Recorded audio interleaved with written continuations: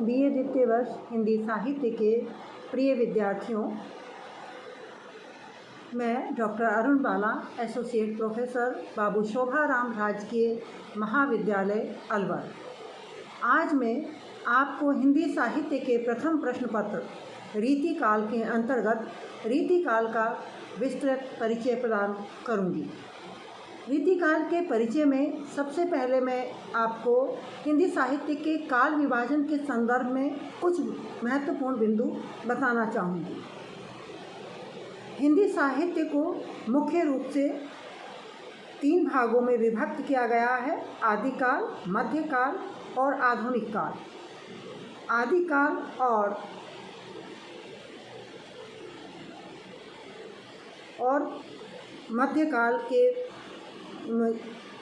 मध्यकाल को भी 2 भागों में विभक्त किया गया है: पूर्व मध्यकाल और उत्तर मध्यकाल। आदिकाल तथा पूर्व मध्यकाल अर्थात भक्ति काल के संबंध में हम पिछली कक्षाओं में चर्चा कर चुके हैं। इस कक्षा में हम मध्यकाल के दूसरे भाग अर्थात उत्तर मध्यकाल, जिसे रीतिकाल के नाम से भी जाना जाता है, की चर्चा करेंगे। रीतिकाल का जो समय है वो संवत 1700 से 1900 तक माना जाता है। आचार्य शुक्ल ने हिंदी साहित्य के इतिहास में इसका काल विभाजन करते हुए संवत 1700 से 1900 तक इसका समय माना है।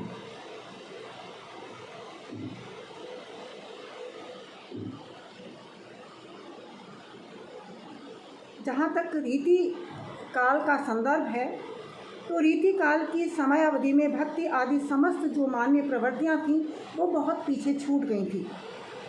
यद्यपि इस काल में हमें कहीं कहीं भक्ति के भाव भी देखने को मिलते हैं, लेकिन फिर भी ये विशुद्ध रूप से श्रृंगारिक काल है और इसमें श्रृंगारिकता, मानसता के कारण कविता हमें बहुत अधिक बोझिल होती हुई दिखाई पड़ती है।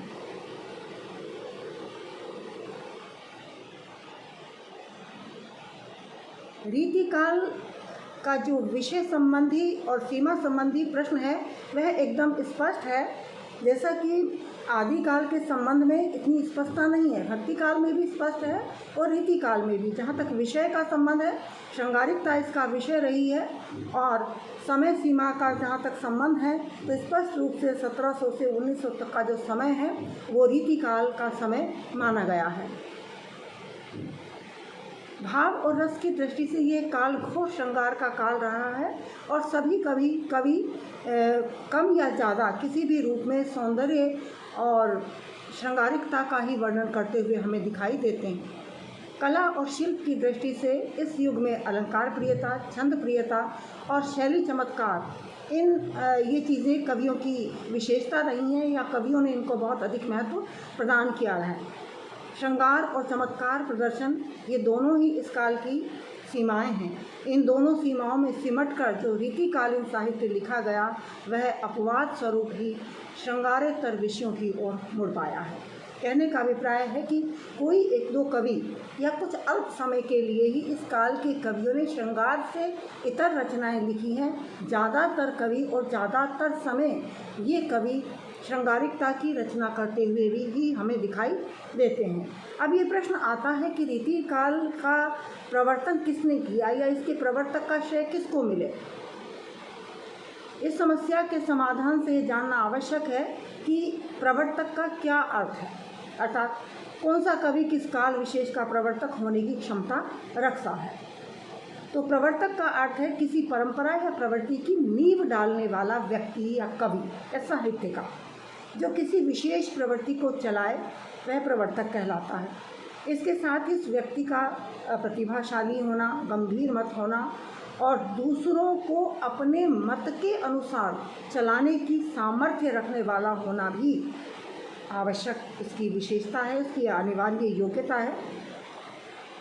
किसी प्रवृत्ति को जन्म देना ही प्रवर्तक के लिए पर्याप्त नहीं है, अपितु यह आवश्यक है कि उसके द्वारा प्रवर्तित मार्ग के अनुसरण करता भी हैं या नहीं। जब तक यह नहीं होता तब तक किसी भी व्यक्ति को प्रवर्तक होने का श्रेय प्रदान नहीं किया जा सकता। लेकिन रीतिकाल का प्रवर्तक किसे माना जाए, ये एक विवाद का प्रश्न है। कुछ आचार्य केशव को इसका प्रवर्तक मानते हैं और कुछ आचार्य चिंतामणि को ये गौरव प्रदान करना चाहते हैं। हिंदी के प्रसिद्ध विद्वान डॉक्टर श्याम सुंदर दास का मत है कि इस समय विभाग के अनुसार केवल भक्ति काल में पढ़ते हैं। चिंतामणि और केशव के लिए कहा है कि समय विभाग अगर देखा जाए, इनकी समय या इनका काल यदि देखा जाए तो ये भक्ति काल के में पढ़ते हैं। और गोस्वामी तुलसीदास आदि के समकालीन होने तथा रामचंद्र का आदि ग्रंथ लिखने के कारण ये केवल रीतिवादी नहीं कहे जा सकते, आचार्य केशव के संबंध में उन्होंने कहा है। परंतु उन पर पिछले काल के संस्कृत साहित्य का इतना अधिक प्रभाव पड़ा था कि अपने काल की हिंदी काव्य धारा से पृथक होकर वे चमत्कारवादी कवि हो गए और हिंदी रीति ग्रंथों की परंपरा के आचार्य कहलाए।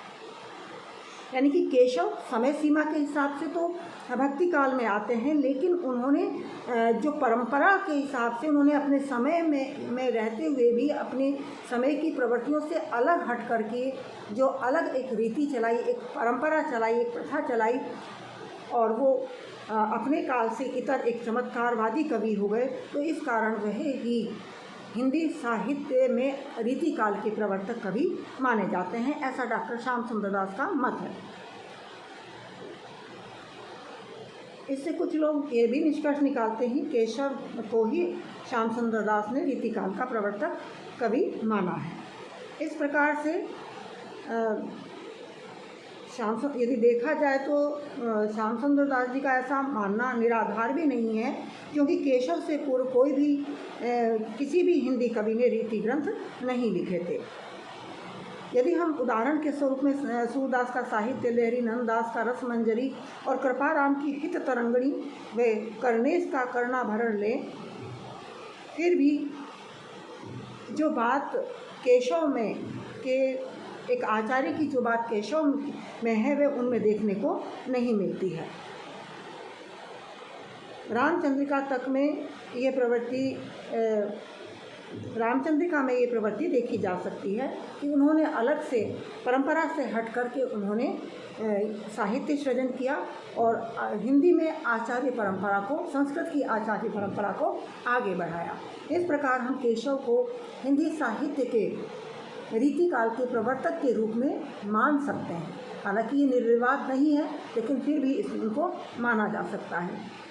तो विद्यार्थियों, अगले वीडियो में मैं आपको रीति का अर्थ और इसके रीतिकाल के नामकरण पर हम चर्चा करेंगे। धन्यवाद।